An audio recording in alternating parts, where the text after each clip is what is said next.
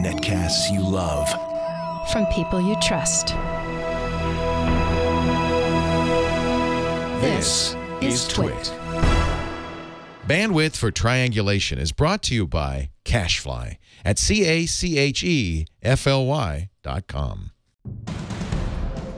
This is Triangulation, episode 125, recorded October 23rd, 2013. Ladar Levison. Triangulation is brought to you by Personal Capital. With Personal Capital, you'll finally have all your financial life in one place and get a clear view of everything you own. Best of all, it's free. To sign up, visit personalcapital.com/triangulation. And by lynda.com.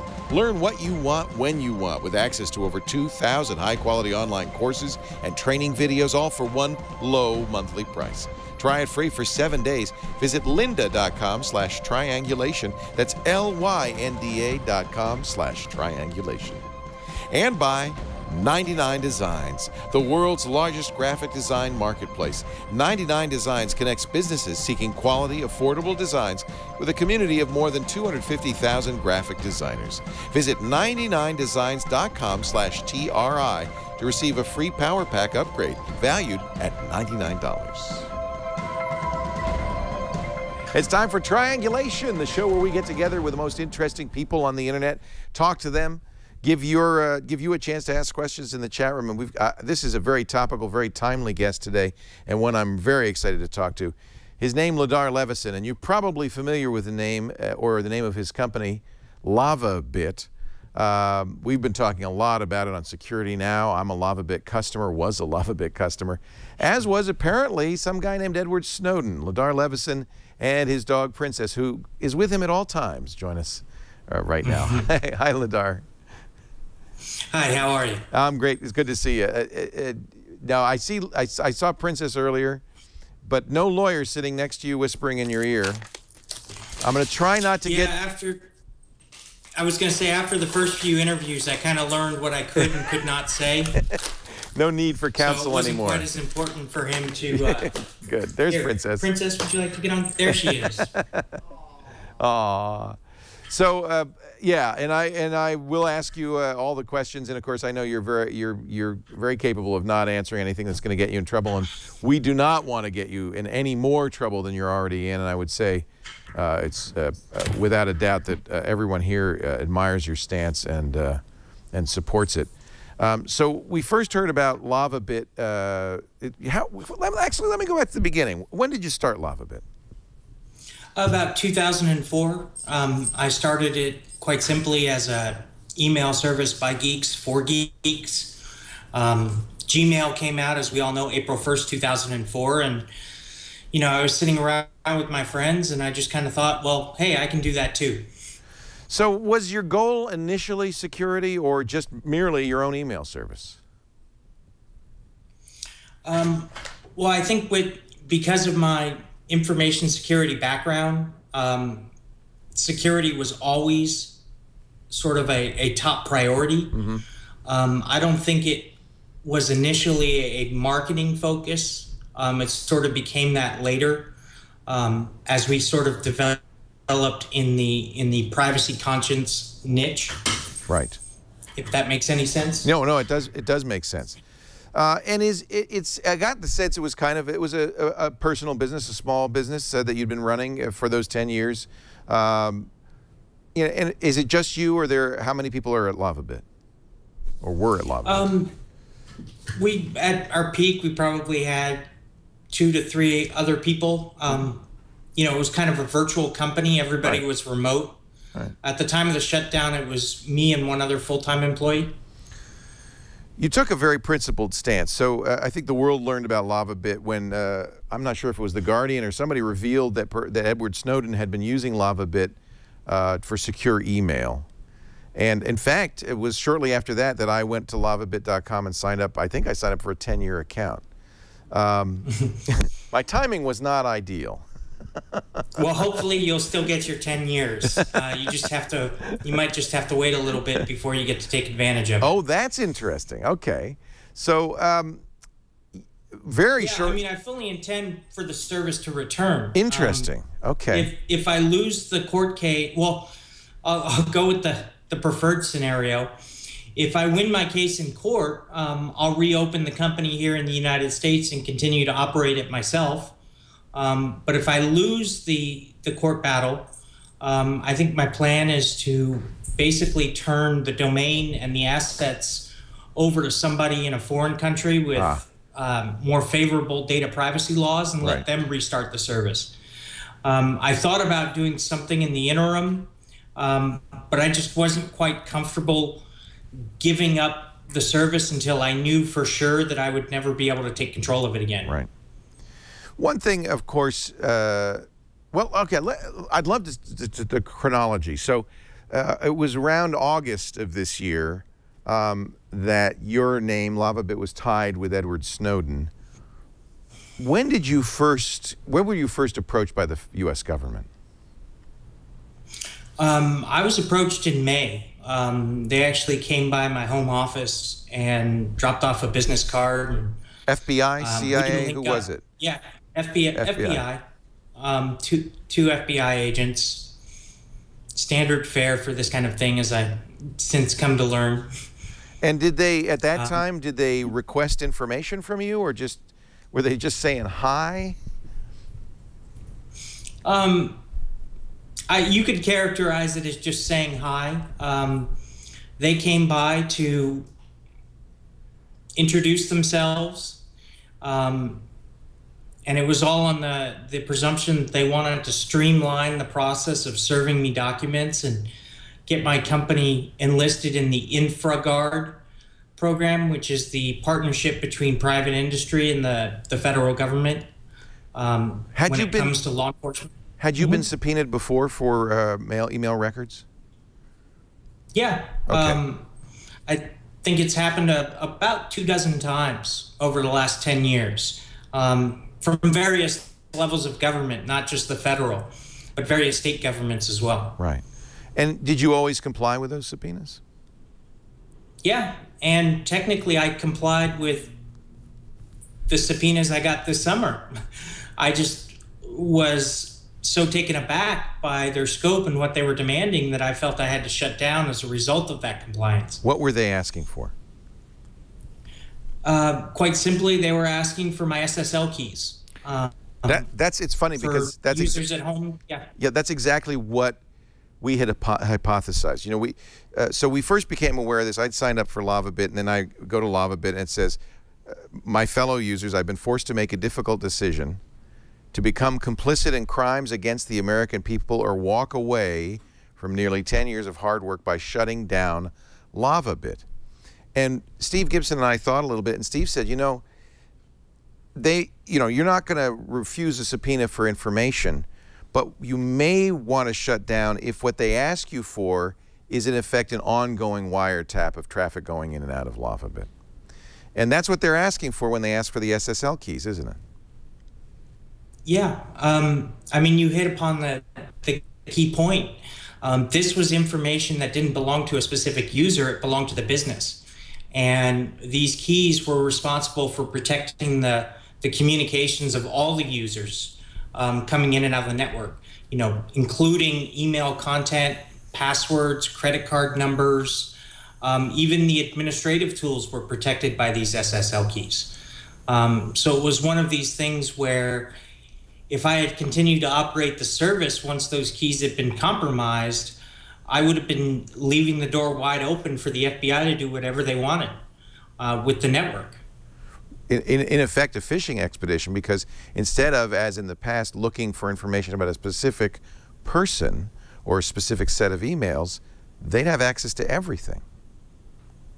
Exactly. And, you know, I offered, as a compromise, you know, originally when I built LavaBit, because of its privacy focus and because of the rules regarding national security letters in 2004, 2005, I decided that, well, hey, you know, I don't like these national security letters. I'll just remove myself from the equation by not recording any information that I can have to turn over. No logs.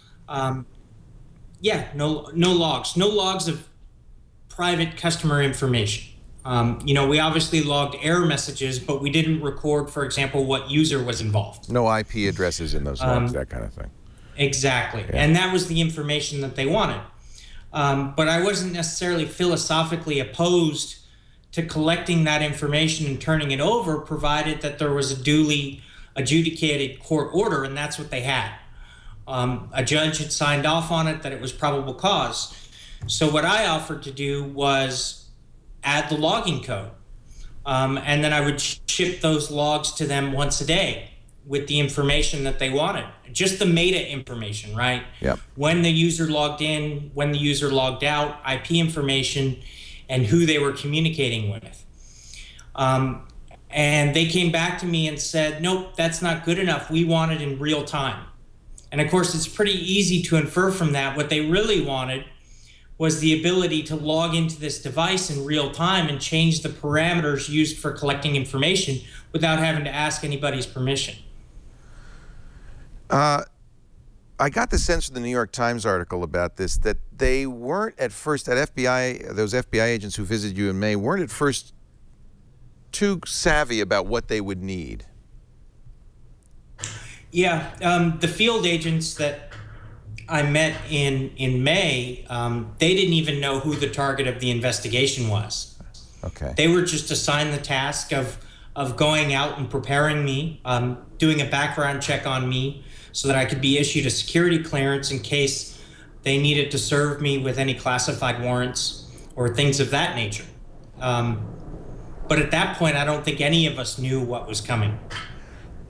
Was it your impression they were after a single individual?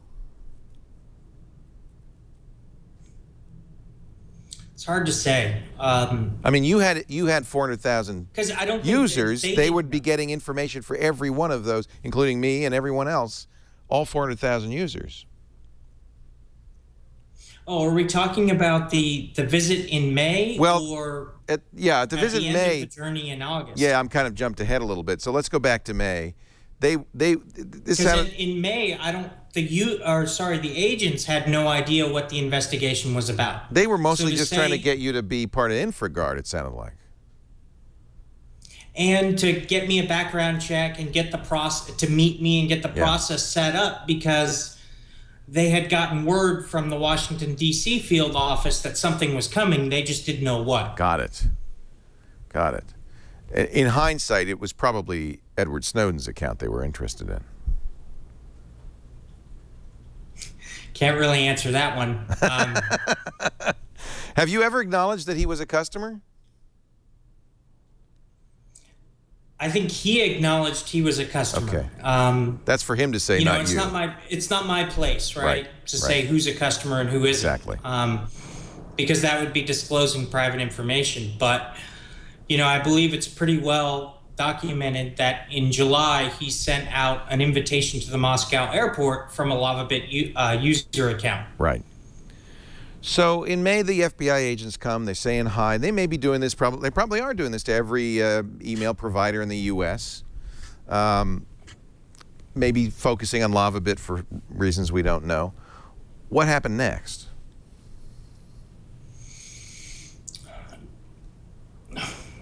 I forgot about them and went on with my life. I mean, that's the simple answer, right? Yep.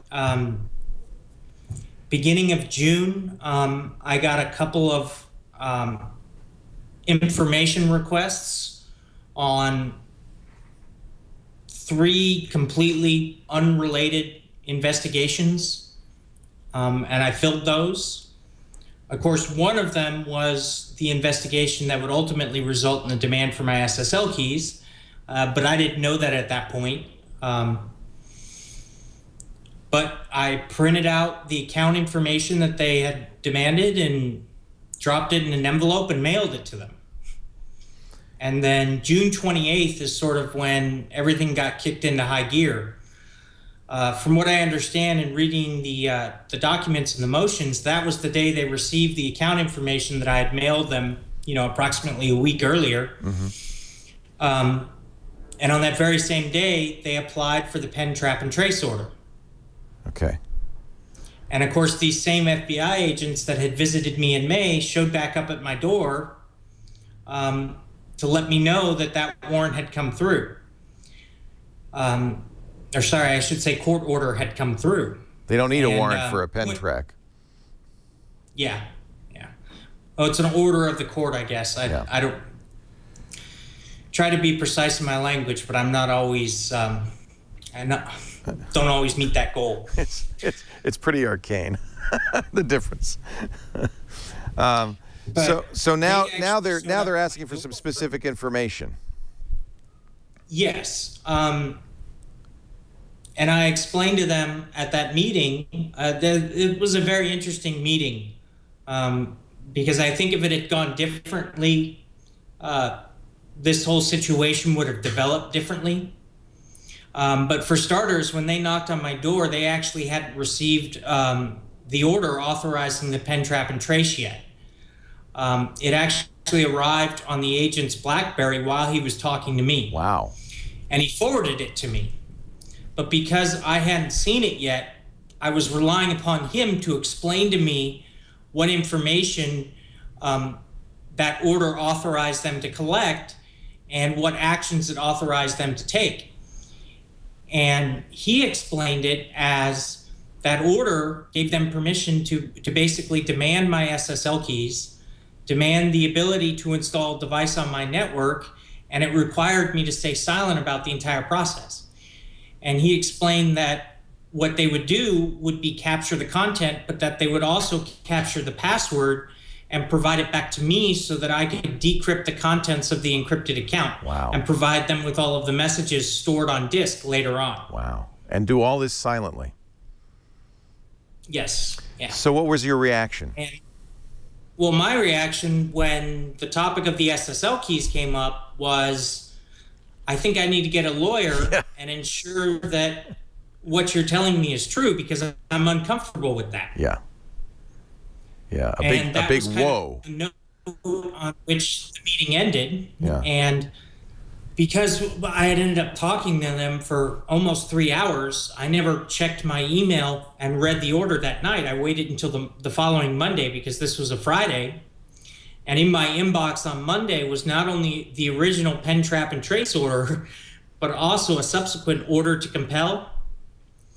Apparently, as soon as the agents had left my home office, they had immediately applied for an order to compel.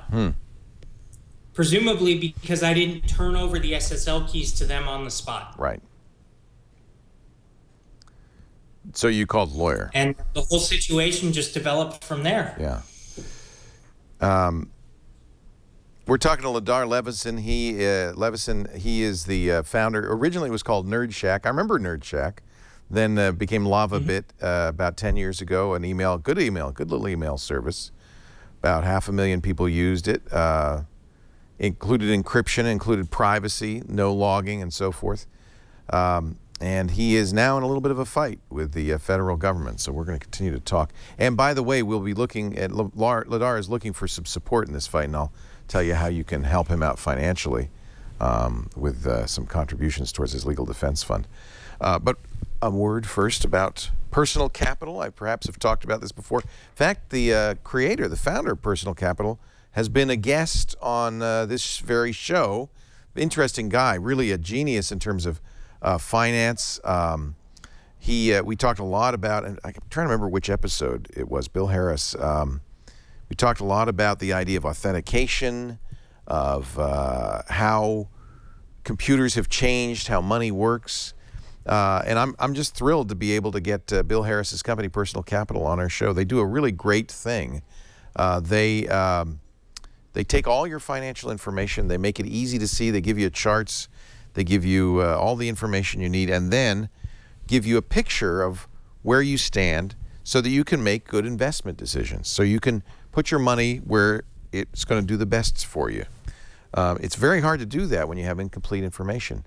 You can see it runs on a desktop. They've got an iPad app too, I think. Personalcapital.com/triangulation. Best of all of this is absolutely free. See all your accounts in one place. Make better investment decisions.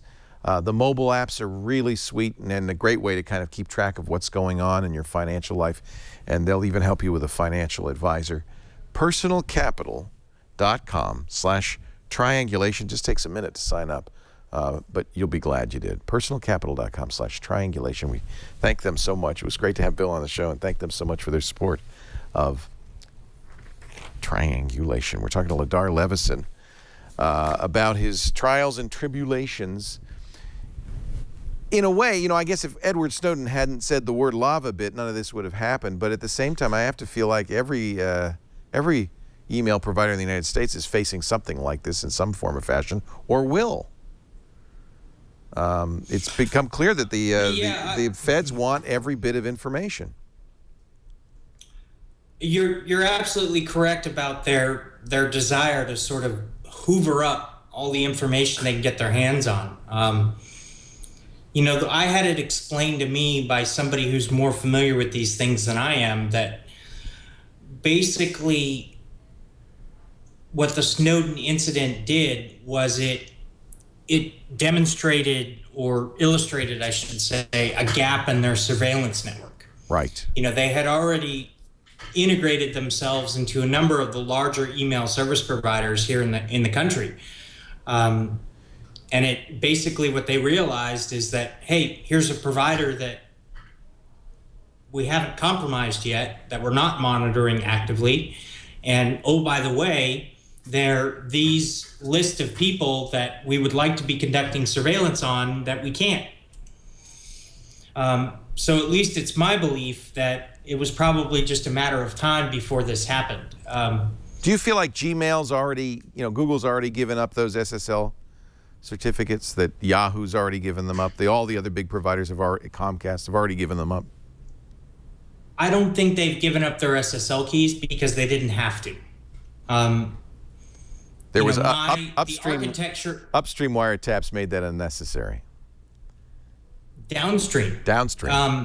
In other words, they're able to intercept the unencrypted information behind the SSL accelerator. They were already in there. Exactly. So there's already a portal on Google's network that a federal agent can log into, upload the necessary paperwork, and then download the information about a specific user, within a matter of minutes. Now, what we don't know is, because everything is so secret, just what kinds of checks in place are in place. Is this data gathering automated? Is there a human on Google's side that has to review and authorize the request? Are there any requests that grant them access to a broad range of accounts? What criteria does it use to select those? We don't know any of that. My particular system was unique in the sense that it was encrypted in and encrypted out. The data coming into the system was encrypted using SSL, and then the data was secured using a set of keys specific to a user and written out to disk. So there wasn't any point or place on my network that they could intercept the information where it wasn't encrypted. Now, SMTP can be encrypted, but is rarely done so. So any email that went out of LavaBit to almost any SMTP server was unencrypted, right? Yeah, same with about, That's just the nature of email. I don't have any hard numbers on this, but I think about 80% of all the email goes server to server unencrypted. Right. I mean, it's possible to turn on encryption, but nobody does. Yeah, it makes you wonder if they were already hoovering up 80% of those messages that this particular, set of user accounts was sending and receiving. What did they want that the SSL keys gave them that they weren't getting already?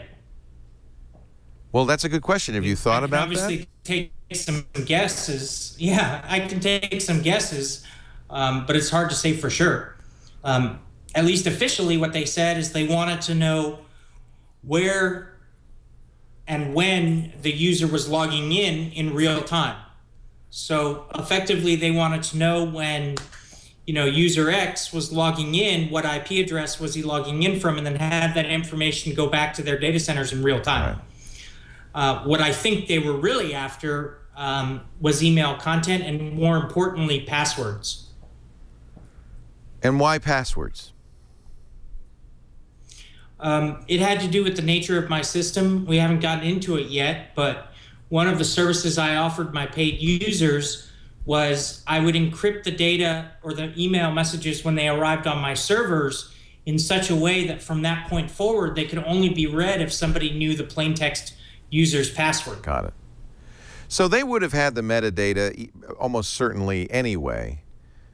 And for that reason, you believe it was more than metadata that they were looking for? Yeah. And, going back to that June 28th meeting where the FBI agent told me they were going after more than metadata. Right. Remember what I said earlier. If that agent had been honest with me and explained that they were just trying to collect meta information, that discussion might have gone differently. Right. So you got in touch with a lawyer at this point? I reached out to the EFF, and they couldn't help me on this particular case, but they put me in touch with the former staff attorney who had just gone into private practice. I got linked up with her a week later. I'd spoken to her Monday night, linked back up with her Tuesday mid-morning, and she was optimistic about helping me with my situation. And I actually hung up the phone to go email her all of the documents I had been served, and I got another knock on my door. And it was the FBI agents delivering a summons. Holy cow.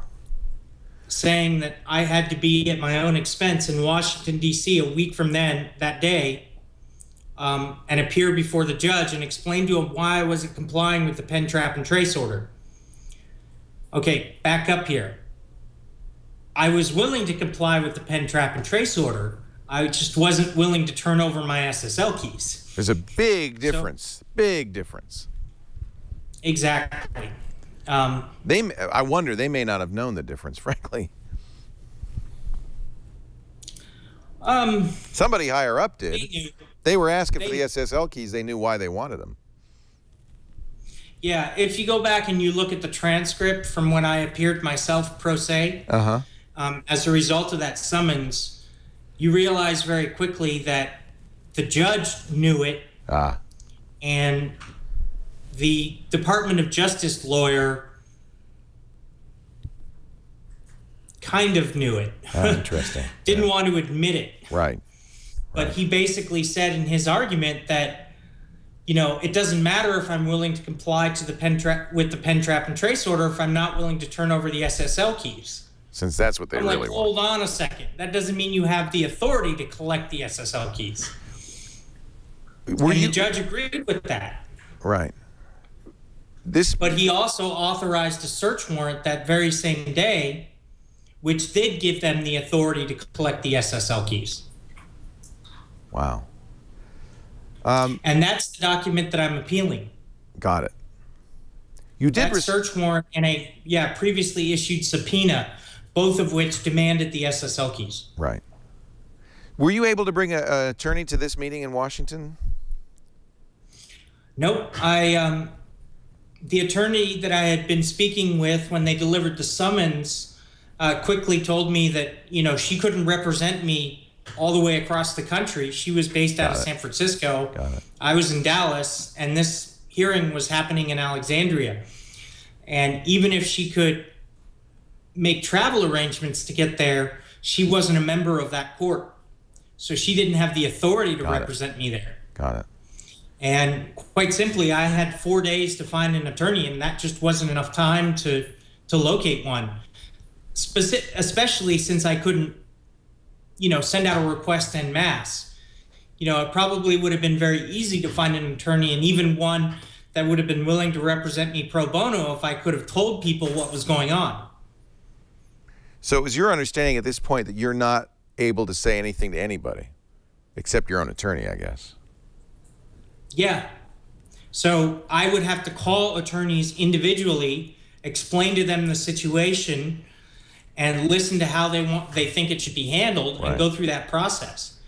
And I did speak to one attorney that was familiar with these laws and had a good strategy for how to handle this situation, but he was $500 an hour.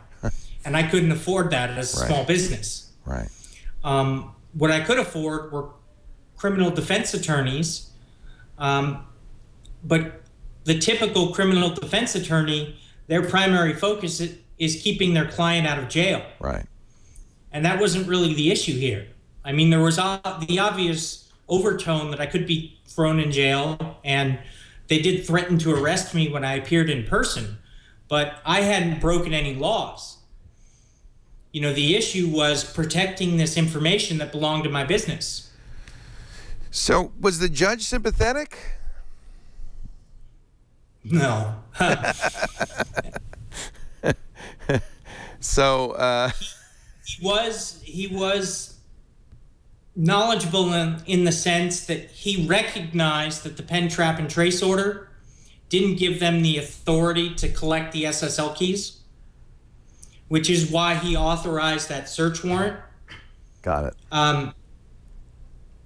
But, you know, even then, you know, me making the argument, because you have to remember, when I appeared in person, I made the motion to unseal to try and get all of the information about the SSL key demand, you know, opened up to the public, and just keep the subject of the investigation redacted.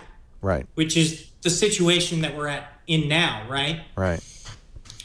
Because I could live with turning over the SSL keys if I could tell people what was going on. Because it was only through telling people that I had any hope of changing my situation. Well, also, then you would be telling your customers, hey, you've been compromised. I'd be telling a lot of things. I'd be telling all of the other businesses that operate here in the U.S. that you could be forced to turn over your SSL keys at some point. Right. And you have to remember that these keys protect almost all of the internet commerce that goes on. That's right.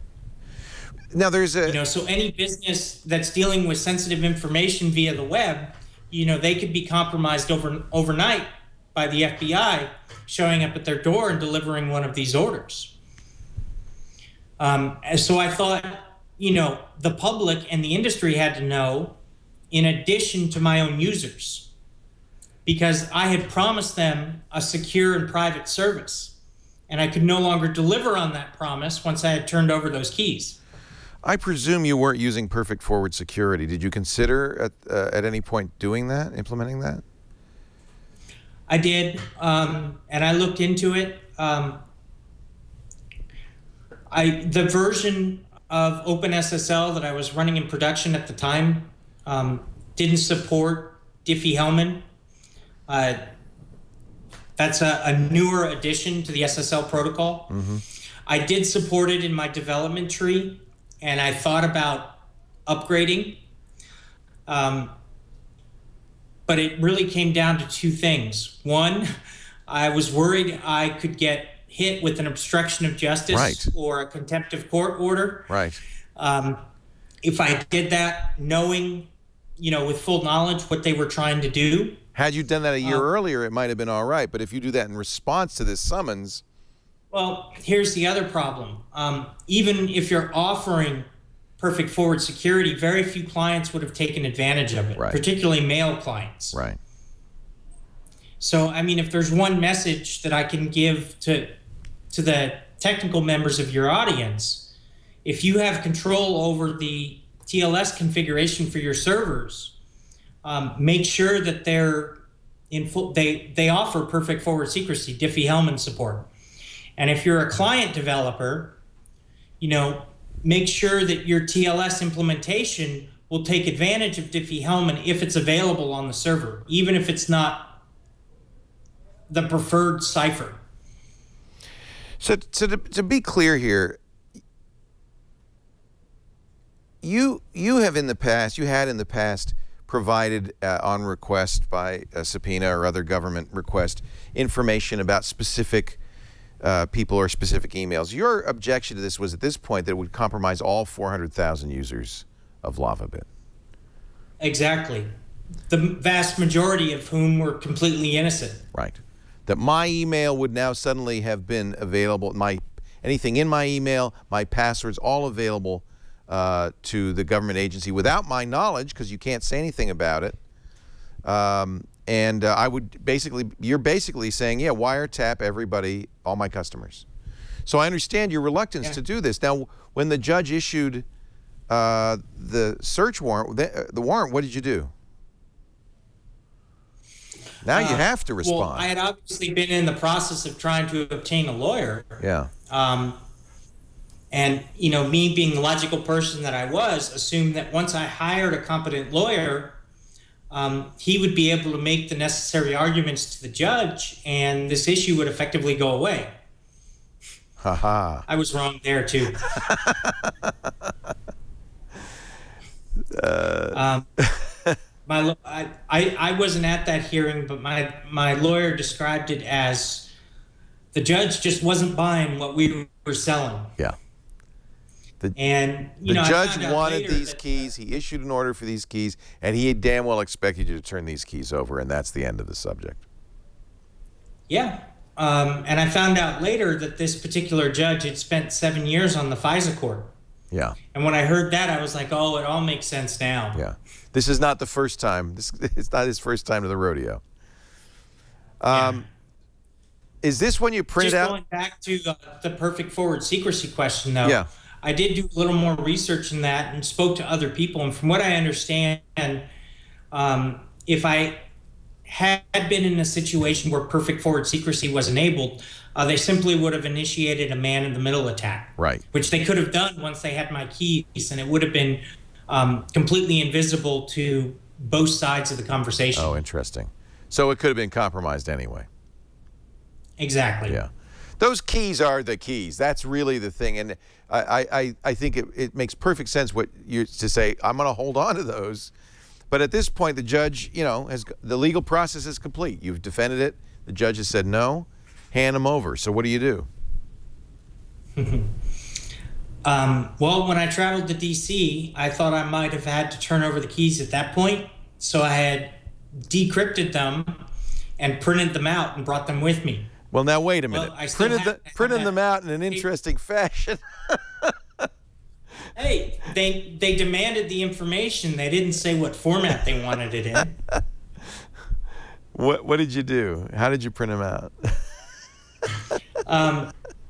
Well, I printed them out in the pen format, and I picked a particular font that I knew would be difficult to photocopy or OCR. And it's 4-point. And my whole thinking, yeah, well, it was small. I don't know about 4-point, but it certainly was readable. You could read it. Those are photocopies. Right. What you're seeing on the screen is a photocopy, right. And that's what I expected a photocopy to look like. And what I was worried about was a situation where, going through security, somebody would take the envelope with the keys, disappear into a room for a couple of minutes, and come back, and I wouldn't know if my keys had been compromised or not. That's legitimate. But I wanted to make sure if I had turned them over that they would have to type them in. Add in the fact that I would have been in D.C. when all of this would have happened, and it's going to take me a day to get home, and I need to shut down my servers once the keys are compromised. You know, I figured that would at least give me the time I needed to get back and shut everything down. So at this point, you had decided, if they get the keys, I'm shutting down. I had decided from the very beginning that if I had to give them the keys and I couldn't tell anybody about it, I would shut down. That's a very principled point of view. If I cannot operate this business in a way that preserves the secrecy my clients have expected from it, then I'm going to shut down. It's putting yourself out of business, a 10-year business that you've, I'm sure, worked long and hard to build. But think about what would have happened if my users found out that I had turned over these keys and not told anybody. Right. My business would have ended at that point either way. So really, your point of view is, I'm out of business, period, no matter what. So, at least I can go out of business with my dignity intact. Yeah, let's do the principled thing. So they got the keys. They're 2,560 characters. So it's many pages of 4-point type. Do Did you hand it to the judge? Who did you hand it to? No, they ended up releasing me from my grand jury appearance when I was in D.C., so I didn't have to surrender the keys then. But after the hearing on the motion to quash, my lawyer told me I had to turn over the keys by 10 a.m. the next day. Okay. So that's part of the reason I just decided to hand them the paper. Right. I got them here. That I had already prepared. I'm ready. I got them right here. When they looked at them, did they go, what the hell are you? They came by my home office. Oh, my. And I handed them the envelope. And he held it up to the agent, held it up to the light, bent it a little bit, flapped it back and forth, and asked me, is there a CD or a disc in here? And I was like, nope, I just printed them out. And so he wrote down on his receipt, one sealed white envelope. And signed it and gave it to me, and off he went. Yep. And it was from that moment forward that I started making preparations to shut down the service. You knew that they'd come back and say, can we have this on a CD, please? By the way, it was... I honestly, I thought they would type it in. You thought they'd type it in? You know, after 2 months of hounding me for these keys and taking me to court and making me fly all the way to Washington, D.C., all they had to do was sit down at the computer for an hour and type these keys in. Right. I figured that's what they would do. I figured they wouldn't be happy about it, but... Yeah. It's like paying your tax in pennies. Yeah. It's a moral they still victory. Get the money. But they still get the money, yeah. They did in fact ask you for electronic. Yeah, they wanted... Turn over the keys or we're going to charge you $5,000 a day. Wow. So is that when you shut down? Is that when you put the notice up on lavabit.com and shut it down? Yes. They came back to me with that, we're going to charge you $5,000 a day, and oh, by the way, we can't pick up the keys today. Huh. So they're saying it's going to cost you $10,000. Nice of them, right? Oh. Apparently the FBI doesn't like working after 6 p.m. Wow. So you had to pay? I haven't gotten the bill yet, but I will eventually have to pay. Oh, my God. Now, one of the things that was protecting me was the fact that the case was sealed. Apparently, there's this nice little catch-22 that their own rules prevented them from collecting while the case was sealed because it would have involved violating the seal. Oh, interesting. But now that the case is unsealed, I'm expecting the bill to arrive at some point. Holy moly. So you say in this... The Department of Justice lawyers were extra nice. They put the contempt of court charge or the fine in my own name, not just my business's name. So even if LavaBit declared bankruptcy, I would still have to pay the fine personally. Oh, yeah, because you're an LLC. So in theory, you're not liable for the fine if the company is served. Well, held in contempt. But in this particular case, my own personal name was included on the contempt charge. So even if LavaBit went out of business and filed for bankruptcy, they could still come after my personal assets. You made some enemies, Ladar.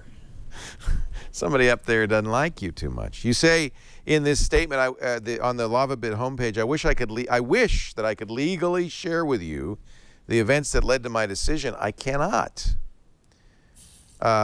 You say you tried, I think, 3 times to get this released, and finally it has been unsealed. That's why we're talking about it right now. Yeah, it's kind of an interesting story there. I tried the first time when I appeared in court in person, and was denied. My lawyer tried a second time to get the documents unsealed and was denied. And then the government applied a third time ex parte, which is without opposition, and requested the documents be unsealed, and that motion was granted by the same judge. Okay. So the people, or in this, the service provider comes along and makes the request twice and is denied, The government comes along once, and the request is granted. Presumably the judge says, oh, well, if the government wants it, I'll no problem. Well, it's just an interesting standard there. Right. And we're thinking that the only reason that the documents were unsealed is because of the appeal. Why was that? Because why would they want them unsealed? Because the subpoena and the search warrant are on appeal, and it was basically a situation where, in order for the appeals process to go through, these documents had to be made available. Got it. So it was to facilitate their own response to your appeals. Yeah, it certainly was not by choice. Right. So now we know a little bit more about what. Is there still stuff we don't know? Yes. There's stuff you can't talk about? Yes. Most recently, and it was just. But I will say, go ahead. Before the conspiracy theorists get too carried away, the most important thing that I wanted to come out was the demand for the SSL keys. Yeah, that did come out, thank goodness. And it's very informative because it is what we speculated they were asking for, but knowing it's what they're asking for gives us a lot of information about the kind of process that they're using, not just with you, but in general, to get access to not merely metadata, but to everything. Yeah, and I do know that this has happened before, although I'm not at liberty to disclose any company names. Okay. Okay. How'd you find that out? Both in speaking to people in the industry and because of a slip of the tongue by one of the employees of the federal government. Uh-huh. This worked fine with, they helped us. Like that. I don't understand why you're not helping us. Oh, boy. So you're currently appealing, you're at the Fourth Circuit Court of Appeals appealing. What are you appealing? I'm appealing the grand jury subpoena and the search warrant, which were the two documents resulting from this particular investigation that demanded my SSL keys. If you win that appeal, I mean, they already have the SSL keys, so there's no taking that back. If you win the appeal, that lets you go back in business with new SSL keys? Is that the goal? Yeah, an SSL key is a lot like a password. It can be changed. Right. And the standard industry practice when an SSL key is compromised is to revoke the key and get new ones generated and certified by a certificate authority. The problem was if I had gone and done that, I would have again been hit with a contempt of court charge. You can't win for losing. Now, if I go to https://lavabit.com, you'll get the original certificate that has since been revoked by GoDaddy, which is why you'll get an error. Yeah, it says this certificate is invalid. Now, you requested GoDaddy revoke this. Is that correct? No, I didn't. I was afraid that if I had revoked the certificates myself, I would have been hit with another fine. Because that would have been, once again, obstruction of justice. Exactly. Or at the very least, contempt of court. Not that they can do anything with these SSL keys because you have erased the servers now by this time, yes? Yes. Okay. Are they attacking you for doing that? Erasing the servers? I think well, no, I didn't wipe the servers.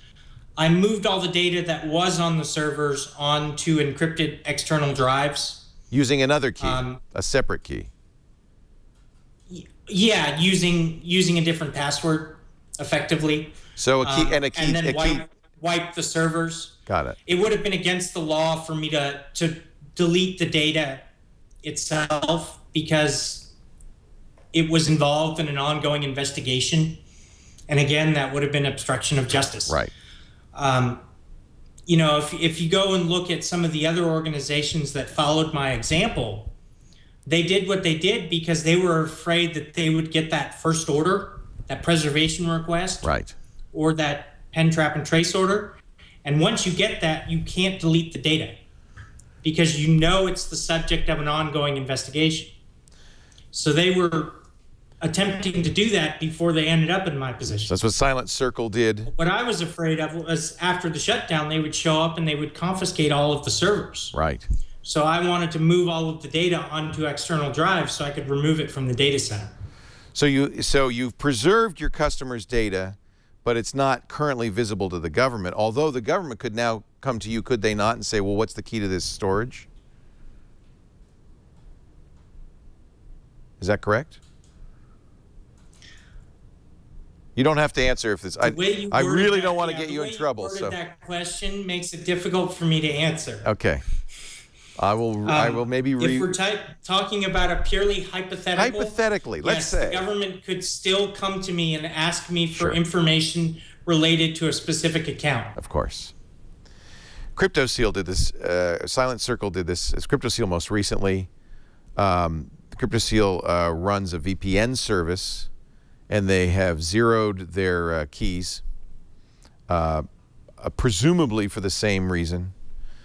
You say, in fact, on your goodbye page on LavaBit, that you strongly recommend against anyone trusting their private data to a company with physical ties to the United States. If a company does business in the U.S., they're subject to these same laws.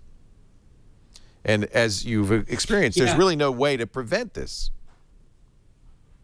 And what we're learning is that basically the federal government can force you to do anything humanly possible to compromise your product or service. Right. You know, we've seen that with Skype. Presumably, we think we've seen that with Windows 8. We saw that with my service. We've seen that with a number of other online services. That if you operate in the U.S., they can apply the necessary pressure to get you to make changes that would allow them to conduct surveillance. So why do you think GoDaddy revoked that certificate? The GoDaddy provided the original industry practice. GoDaddy was doing exactly what it would have done if I had reported that the certificate or the keys had been compromised. The only difference is, in this case, they learned that the keys were compromised from the media instead of from the person who owned them. I guess it's not for you, but it would be an interesting question for somebody at the EFF, perhaps, if this does not also expose GoDaddy to an obstruction of justice charge. I doubt it. Probably not. It's removed. I mean, obviously enough. That's a legal question, but they were simply following industry practice. It's a standard practice, yes. So it's removed enough. So those keys the feds have now are worthless.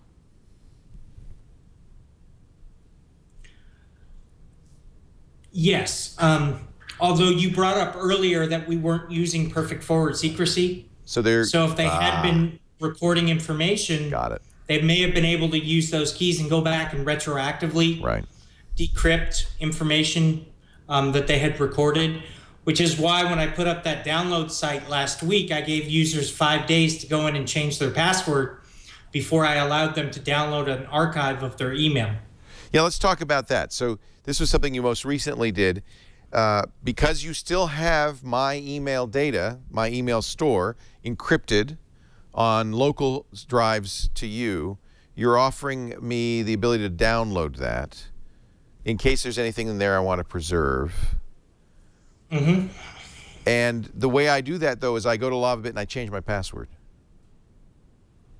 Is that right? Yep. And why is that? Well, you go to Liberty. You go to liberty.lavabit.com. HTTPS. That one still has a good certificate. Yep.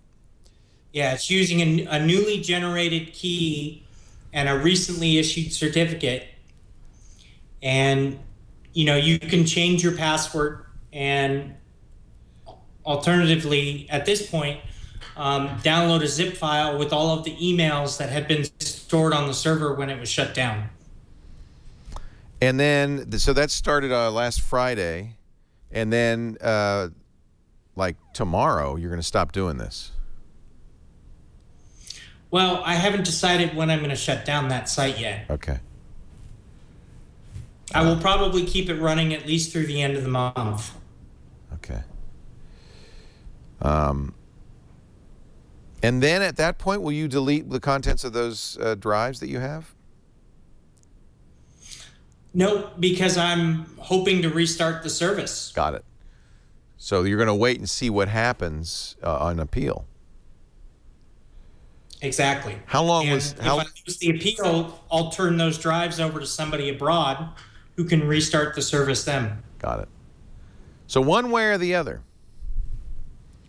Well, we'll see. You'll get your 10 years.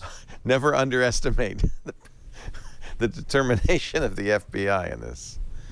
We're going to take a break, talk some more with Ladar Levinson. Most importantly, we're going to talk about what you can do to help.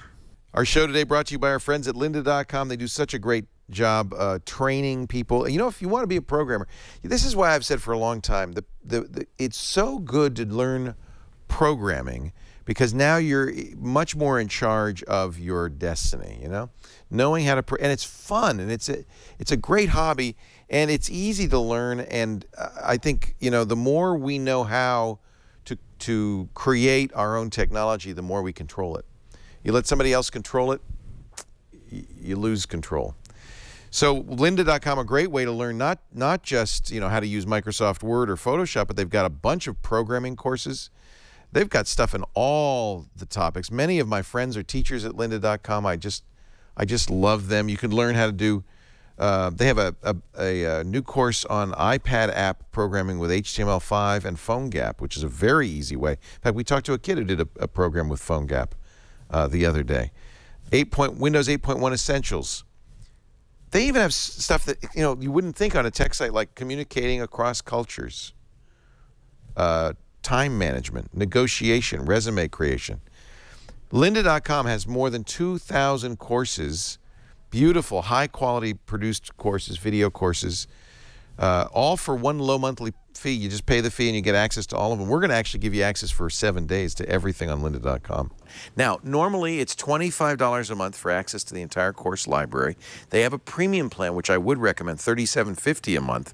That gives you not only all the videos, but all the exercise files. So if you're watching Burt Monroy do a Photoshop thing, you'll actually get a file to download that is the file he's working on. So you can work along with the instructor on the project using exactly the same, you know, layers and everything. You might want to check out their new Creative Inspirations series. Burt Monroy, one of the subjects of that, our favorite Photoshop guy. They got transcripts for every course, so you can jump right to the subject you want to learn. App design, web development, CSS, SQL. They've got a Raspberry Pi course, actually more than one. Lots of great stuff in there. For a kid, for an adult, for somebody who wants to get their skills polished up at work, or just for your hobby, lynda.com. Will you please try it today for free, 7 days, lynda.com/triangulation. Absolutely free for 7 days. Lynda, we love Lynda. Lynda.com. We're talking to Ladar Levinson. He is the founder of a email service, been around for about 10 years, called LavaBit. Got a little notoriety when Edward Snowden told the world that he had been using LavaBit for secret encrypted email. Snowden, obviously sophisticated, knew that it was, you know, not a replacement for PGP. In fact, it sounded like he wanted to use PGP with Glenn Greenwald when he was leaking those documents to him. Nevertheless, the feds were very interested in what Snowden might have put on that LavaBit server, and pursued the owner of LavaBit to, as if you've been listening, you know, to turn over the SSL keys for the service, not only revealing anything that Edward Snowden might have on LavaBit's email servers, but everything else that was there. And I think a very principled fashion, our guest, Ladar Levinson, the owner of LavaBit, fought the request for the SSL keys, and when he was finally forced to hand them over, shut the service down, saying, I just can't continue to run this, knowing now that the feds have a wiretap in effect. We know all of this now because the case has been unsealed at the request of the government, because Ladar is appealing in the Fourth Circuit Court of Appeals. That appeal is going to cost... How much have you spent so far on this legal... Well, it's the way you phrase that. I haven't really spent very much of it at all. The lawyers, on the other hand, have spent about $100,000. Wow. Holy cow. Are they going to send you a bill? They already have. Okay. So you may need to spend some at some point. Fortunately, we've raised about $250,000. That's great. People are pitching in, and you can do the same. If you go to lavabit.com, there's a link at the bottom to a PayPal account where you can donate an amount of your choice to support, or you can just email support@lavabit.com to support Ladar's legal defense fund. Well, you could PayPal it to us, support@lavabit.com. That's what I mean. I don't think you can email us. Not email it. Email them a check. No, but through PayPal at that email address, support@lavabit.com. How much do you think it's going to... Well, I was going to say my next big thing is I'm going to start raising money to transition LavaBit from a services company into a software company, and basically release the code that was used to provide the LavaBit service as open source. So were you running? That's my next big thing. Were you running a standard SMTP server and mail cache? It was completely custom. It was all custom. Wow. And it had to be to provide the kind of service that I did. So you're open sourcing that code? Hopefully, if I can raise the money. I'd like to get a couple of developers here in Dallas that can focus on it full time and review commits from the community and fix bugs and answer support questions about it. But assuming I can raise a couple $100,000 for that, I think the best thing to do would be to release that code, because like I said, if there can't be a LavaBit, at least there can be 100 LavaBit-like services out there. I love that. Now, I use, and I encourage people to use PGP tools, the Pretty Good Privacy Guard, which is part of is an open PGP implementation. That provides end-to-end security, and it's very different because I have the key, and I alone have the key. I'm not depending on Gmail or whoever I use to protect me. It seems to me that that's probably the only real way to secure your privacy. And of course, if the FBI wants to get me, they're going to come to me and say, well, give me your keys. That's another matter. Why isn't that a better way to do it? Why do I need to have an encrypted email? That is a better way to do it. The problem with PGP is that it's incredibly difficult to use. Pain in the ass. Like Glenn Greenwald, my own lawyer couldn't figure out how to use PGP. Right. Oh, really? And the problem with relying on a commercial product is that it could be compromised. Right. And as we found, even you can be compromised because the metadata can never be encrypted because that is necessary for the transaction. Well, that's not completely true. Okay, tell me about that. I'm working on something now with some other folks that we're hoping to announce next week that will be integrated into the LavaBit source code that we think will fix this problem. Ah, interesting. Because as we know, metadata is often more valuable than contents. It's interesting the government was so interested in the content of these emails, but probably that's because they had full access to all the metadata they could ever want, and they just were looking for more. Well, they were also interested in the metadata. Yeah. Officially, they were interested in the metadata. Right. It was only unofficially that we had to assume they were going after the content, and that was based on the comments of the FBI and the fact that they turned down my solution. Oh, that's interesting. So they didn't say, oh, we need the SSL certificates so we can read the mail. They said, we need the SSL certificates so we can track the metadata?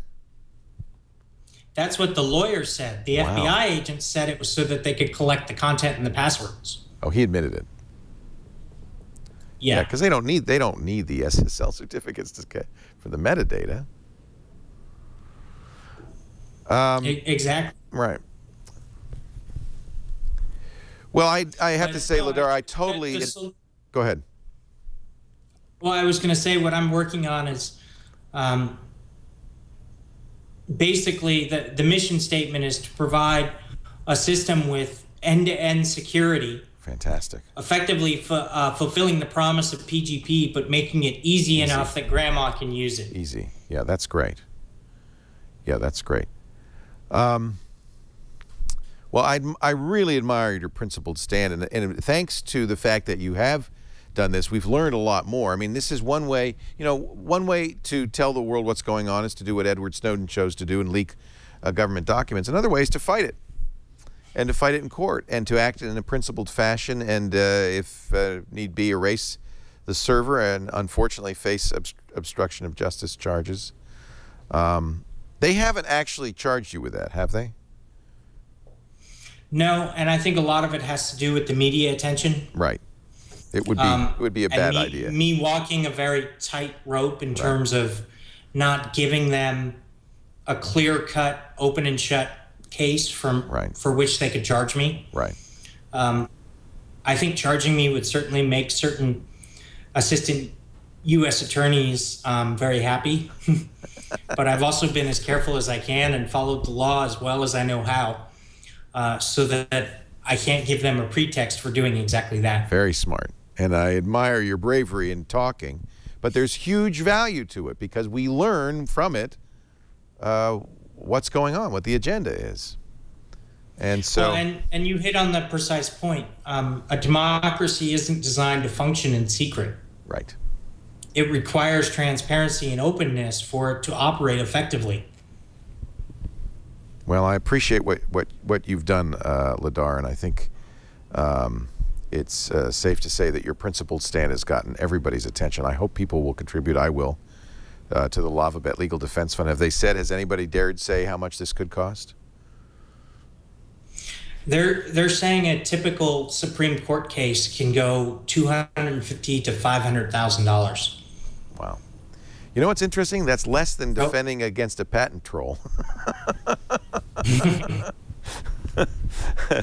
But that's good. That means you've raised a significant amount, enough to perhaps continue this fight all the way to the top. Yeah. Well, and that's with half the legal team working pro bono. That's great. Do you want to name your legal team? Yeah. Team Awesome. Okay. Ladar, I cannot thank you enough for what you've stood up and done, and it takes a lot of guts. I'm sure this has been not a happy and fun event for you, but I think you've done a lot of good for the cause by telling people what's happening. And yeah, well, it's certainly been a change for me, but yeah. I guess my biggest hope and a big part of the reason that I continue to talk to the media about it is because I want something positive to come from it. I think it will. I hope it will. How are you keeping? I hope you're right. How are you keeping body and soul together? Are you doing contract work now, or because your business just got shut down? I'm just starting to get back into that. I've spent most of the last 8 weeks on the road talking to people. Good. So I haven't really had time to sit down and realize that I'm unemployed. I didn't mean to bring that up. I'm sorry. No, it's okay.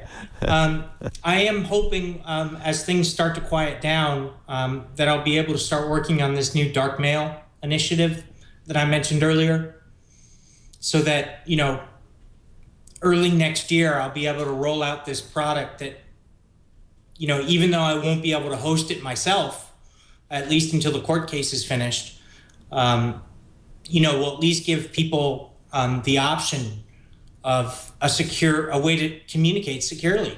Yeah. Which is what we lack right now. That's right. I wouldn't talk too much about that in public. I don't want to cause any ripples or waves at this point. We're looking to make a big announcement if it's ready at Inbox Love next week. Awesome. Which is October 30th. Oh, really? Good. Well, we'll watch for that. And as somebody in the chat room said, you've made a lot of enemies, but you've also made a lot of friends. Certainly here, anyway. So we thank you for spending some time with us and explaining a little bit about what happened from the inside.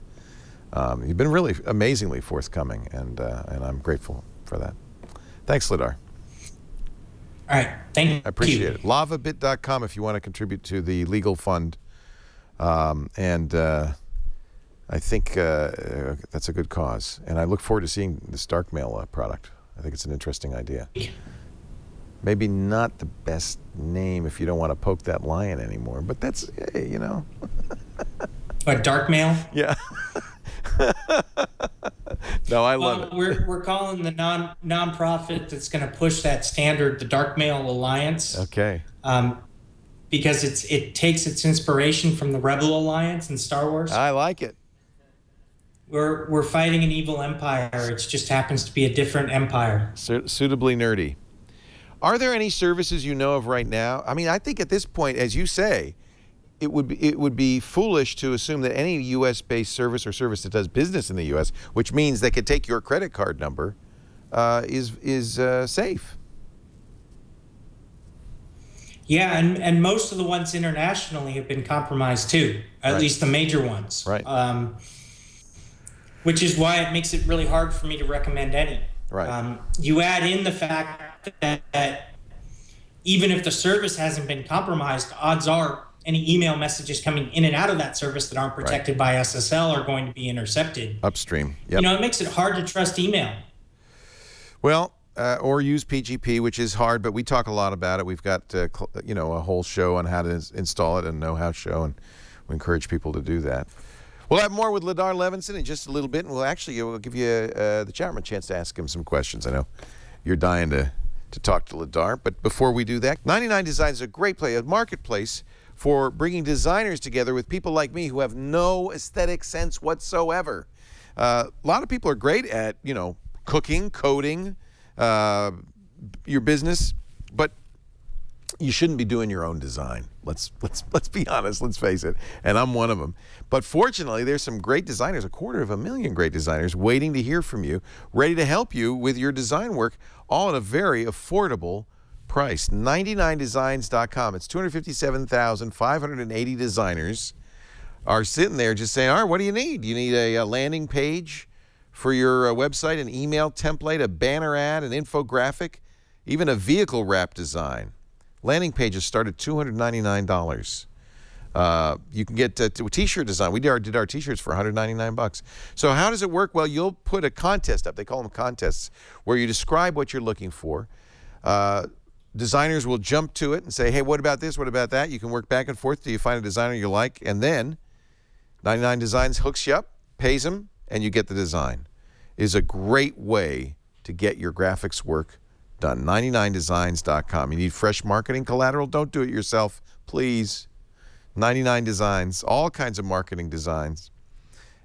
Visit 99designs.com. Take a look around. If you go to 99designs.com/TRI for triangulation, you'll get a $99 power pack of services, absolutely free. A power pack gives you more designer time and attention. 99 Designs will bold, highlight, feature your design project in their marketplace. You'll get nearly twice as many designs.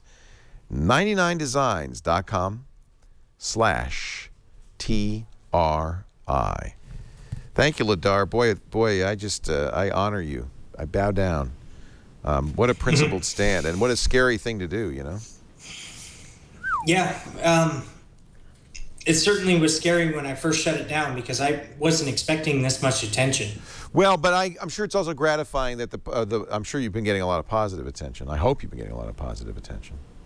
Yeah. Well, it vindicates my decision. Yeah. Because when I made it, I wasn't sure. Yeah, you were doing it in a vacuum. You know, I had to offset my principles with the fact that 400,000 people were going to lose their email access overnight.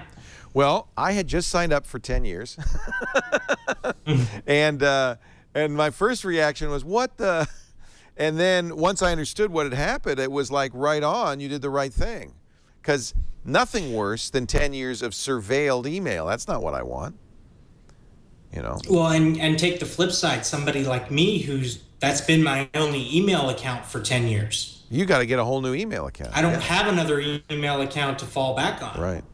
Right. And, you know, if it was somebody who didn't get a chance to make a backup copy of their messages, you know, I had 104,000 messages on the server. I found this out when I put the download site up. Yeah, so... You know, there were a lot of people who had more than that. You took a while for you to do that. What was the holdup in undoing that? Was it something you wanted to do from day one, but you had to figure it out, or? You mean shutting down the service? No, offering it a download of the mail store. I wanted to wait 60 days before getting a new SSL certificate. That was part of it. It also just simply took time to develop the site and write the code.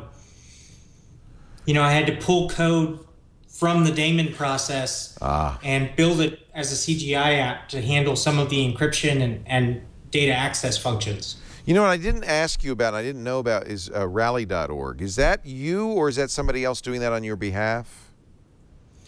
Both. Okay. Would you prefer that we... Rally.org folks set that site up for me, but the money does go to the fund. So it's the same, it goes to the same place? Yeah. Okay. So we'll also mention rally.org/LavaBit.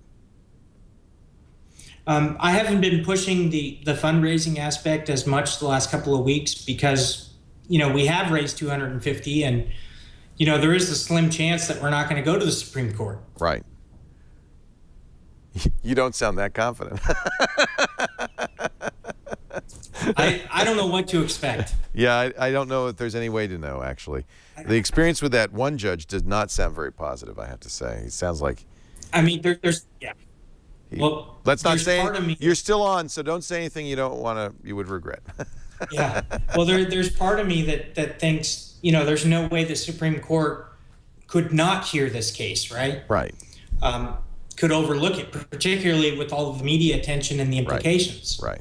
But on the other hand, stranger things have happened. Well, it seems it would be a very good test case for a number of these things. Did you at no point during this was it a national security letter? It was all different. It was pen registers and subpoenas and warrants, right? It wasn't anything. Yeah. One of the things that people don't fully understand these days is that national security letters have been ruled unconstitutional. So what a true national security letter is, they don't exist anymore. They don't do it. What you get now is an order issued by the FISA court. Got it. Which it has the same weight. Is at least approved by a court, right, but it's a kangaroo court. So, right. You know. But it has the same weight of law, and it has the same secrecy requirements, et cetera, et cetera, et cetera.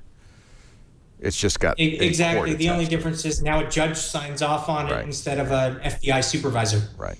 Well, that's marginally better. It is marginally better. And if the FISA court opened up their opinions, I probably wouldn't have much of an objection to them. Right.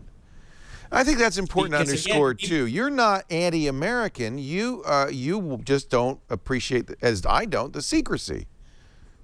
I'm not anti-government. I'm pro-freedom. Yeah. Let's have this conversation in public. And if it is the will of the people that this is how it should proceed, that's another matter. But the people don't know that's what's going on.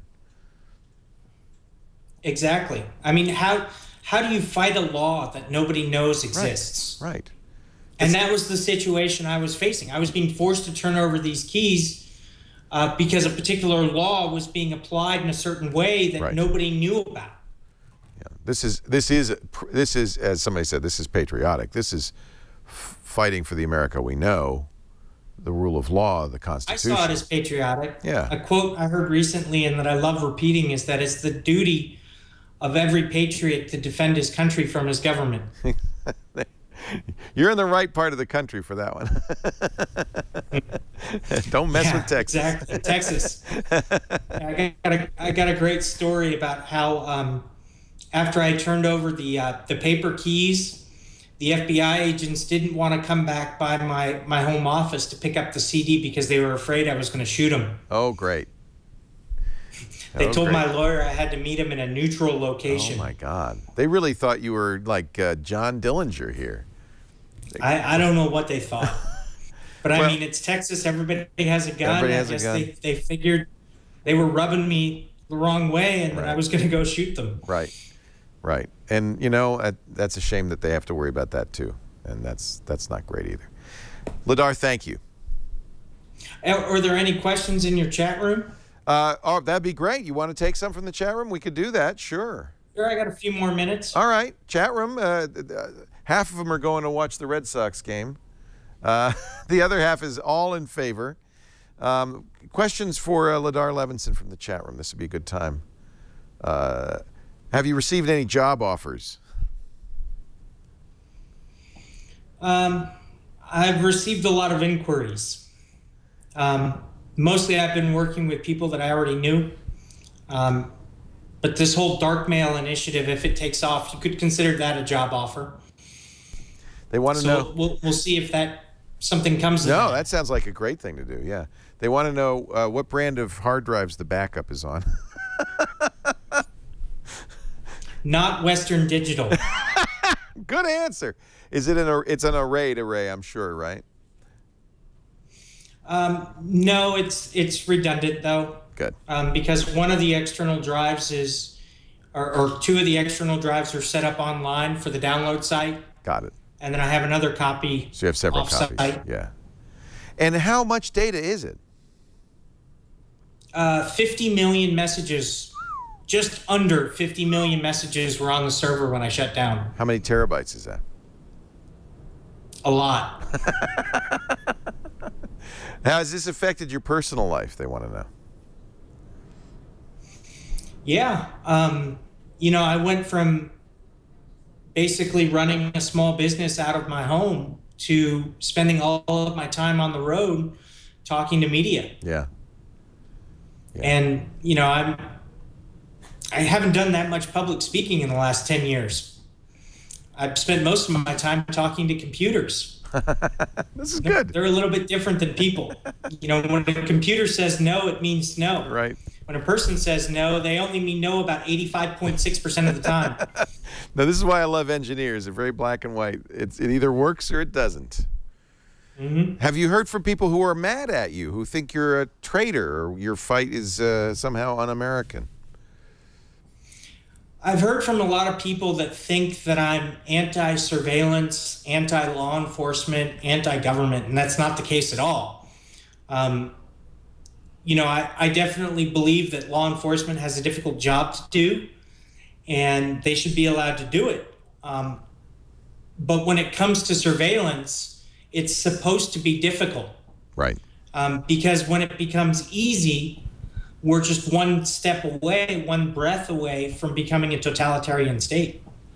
Mr. Laughter said he saw you on Democracy Now! And you've gotten much more comfortable with the media. He says he praises your public speaking. I've had lots of practice in the last month. It's great. You did a great job. Would you like someday to meet Edward Snowden? Yeah. I think you guys could share a beer if for no and other tell some reason stories. to sit down and ask what his life was like from his perspective. Yeah, no kidding. Because we've taken very different paths. I'm getting a lot of the media attention that would have gone to him if he had stayed in the United States. Well, and I think in some ways I think what Snowden did was right, but I do think that you've taken the more principled approach. You stayed and you fought it. You didn't flee to Russia. Well, you stayed in the country. Snowden couldn't have done what he did and stayed in the country. Probably not, right? I recognize that. Right. At least under this current administration, he wouldn't have gotten a fair trial. No, that's obvious. And he knew that. He knew that. And he knew that. So he had to flee. Yeah. Now, hopefully someday he can come back and, answer for what he's done and be vindicated. But, time will tell. FreeBSD or Linux? I use Linux. Which distro? Red Hat usually. Red Hat / CentOS. CentOS is a very common server version of Linux. It's, I think, pretty secure. Well, it's effectively Red Hat. It's compiled from the Red Hat sources. Right. No operating system is secure unless you know how to use it. Right. VI or Emacs? VI, definitely. Specifically VIM. VIM, good man. Do you actually, is that what you're coding in? No, the IDE of the month is Eclipse. Eclipse. You're not doing, it's not in Java. You're not doing Java, are you? No, I use it for C, C++, Okay. HTML, JavaScript. Got it. No PHP on there. No, I don't do a lot of PHP. Yeah. I don't do very much Java. Yeah. I've been forced to. Yeah. Have anybody approached you about the movie rights? Not the fictional movie, although I'm trying to capture as much as I can on video because there's a a director out in California that does want to do a documentary. A documentary would be great. Documentary would be great. Unfortunately, most of the interesting stuff happened before I met her. Yeah. Yeah, you didn't have the video of that. All right. Well, I'm going to let you go. Thank you very much, Ladar. Thank you for having me. Really a pleasure. When they told me you were going to be on, Carson will vouch for it. I jumped up and down. I was really thrilled. I might write a book when my life gets real boring. This is going to be many years from now. Stick with coding for the time being. Thank you, Ladar. We do Triangulation every Wednesday right after This Week in Google, usually around 4 o'clock, 3:30, 4 o'clock Pacific time, 6:30 to 7 p.m. Eastern time, 22:30 UTC at twit.tv. You can watch live. In fact, I appreciate it when you do, because the chat room is so useful for questions and inspiration, and sometimes just as a cheering circle. I really appreciate that. But if you can't watch live, on-demand audio and video is always available. twit.tv/TRI, or better yet, subscribe. You'll get every episode the minute it's available. iTunes, the Xbox store, wherever you get your podcasts. Dogcatcher, Instacast, all of them. Just look for a Twit, and in particular, Triangulation. Thanks for joining me. We'll see you next time on Triangulation.